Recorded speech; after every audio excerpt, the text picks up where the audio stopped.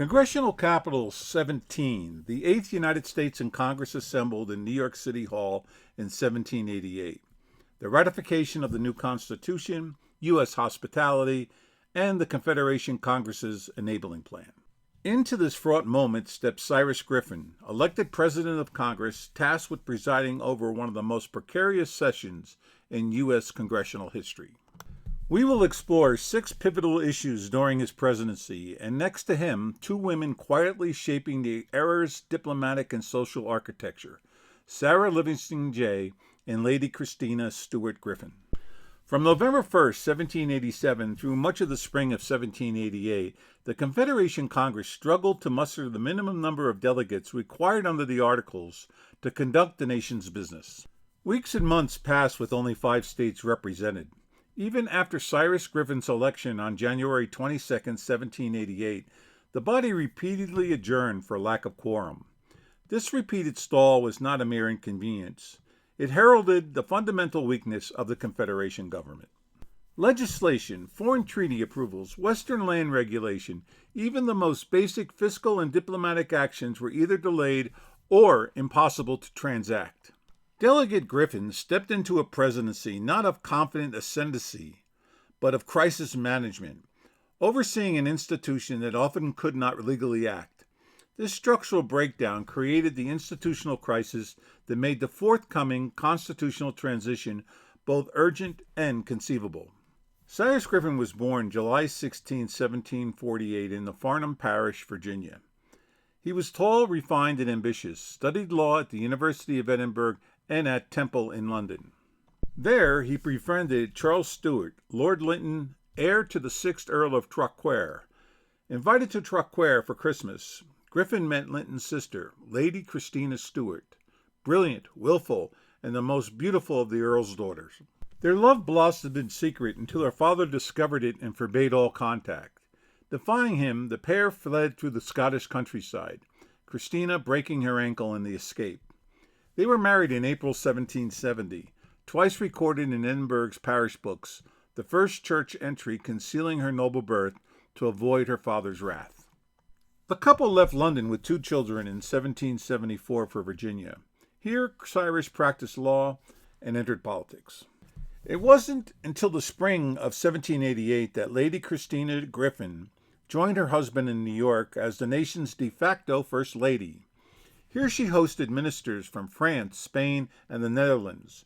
Her grace and poise lent the fading Confederation dignity in its final days and added to the standard of U.S. hospitality, which Sarah Jay, wife of U.S. Foreign Secretary John Jay, had taken up since the move of the congressional capital to New York City in 1785. Between 1787 and 1788, her home hosted more than 200 guests, including foreign ministers, envoys, American ministers, senior officers, and their spouses. Her guest list for May 20th through the 23rd, 1788 included the President and his First Lady, the ministers and envoys from France, Spain, the Netherlands, England, and other key dignitaries.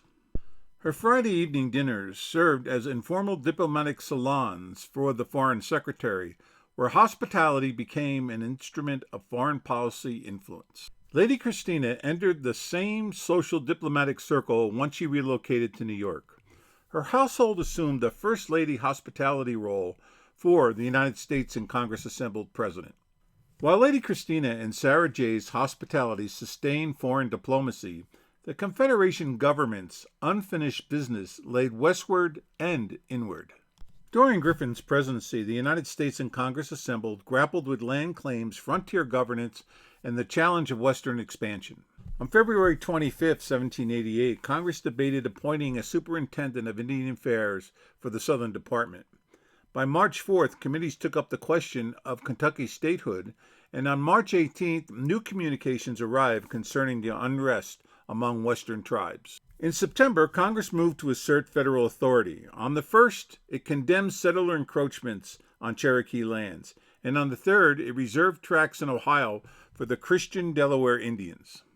These actions underscored a central dilemma: managing expansion without violating treaties or state sovereignty. Lacking an army, steady revenue, or real enforcement power, Congress could only act on paper. Since the Revolution, the national government under the Articles had carried heavy foreign debts but lacked taxation power, relying instead on unreliable state requisitions. On February 28th, Congress reviewed a Treasury report on those debts, and on August the 20th issued one final requisition to fund basic operations. It was government in the name more than capacity, a nation surviving on borrowed time and borrowed money. Griffin's presidency marked this fiscal limbo, the Union managing its books while the new Constitution prepared to give the Republic the power to tax, pay, and enforce. Meanwhile, in the ratification process, Delaware became the first state to ratify the Constitution of 1787, while Massachusetts, on February 6, 1788, was the first to approve it with recommended amendments, a political compromise that bridged Federalist and Anti-Federalist factions. Other states soon followed: Georgia, Connecticut, Maryland, South Carolina, and New Hampshire. New Hampshire's ratification on June 21, 1788, made the Constitution operative under Article VII. Virginia ratified on June 28th and New York on July 26, both submitting detailed lists of amendments. These recommendations, protecting religion, speech, press, arms, trial by jury, and the reserved power of the states and people, became the seedbed of the Bill of Rights. When these petitions reached the new Congress in 1789, they numbered more than 100.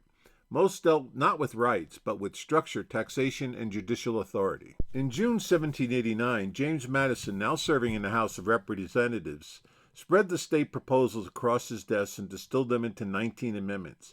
His goal, to calm anti-federalist fears without reopening the entire Constitution. Many of these amendments drew directly from the 1788 state ratifying conventions under the Articles of Confederation. Free exercise and no establishment, 1. Arms and militia, 2. Search and seizure, 4. Rights retained, 9. And powers reserved, 10.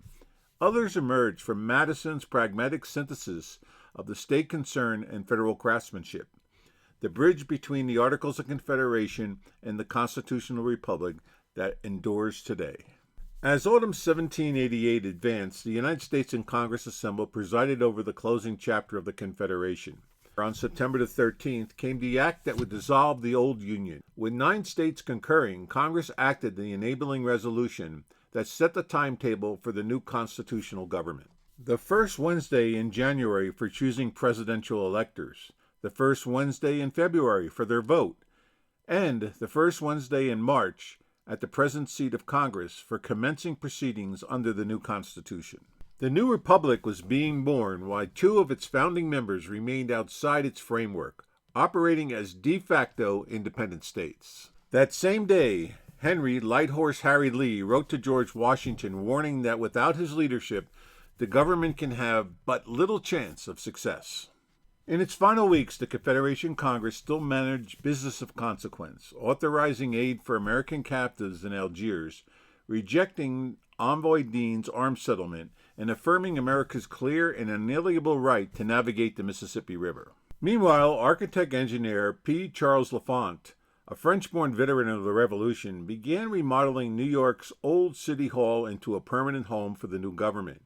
Hammers and chisels echoed through the chamber as the carpenters tore up the floors above the delegates' heads. By October 1st, Massachusetts delegate George Thatcher wrote his wife, "The house we now sit in must immediately be unroofed." Congress was now in effect evicted from its own capital. On October 2nd, a committee led by Thomas Tudor Tucker reported that business could no longer continue amid the construction noise. Congress resolved to remove to the offices of the Department of Foreign Affairs at 95 Broadway. There, in those borrowed rooms, the final government under the Articles of Confederation faded away as outside hammers rang and masons labored to create a new capital for a new republic of 11 states, soon to convene beneath the name Federal Hall.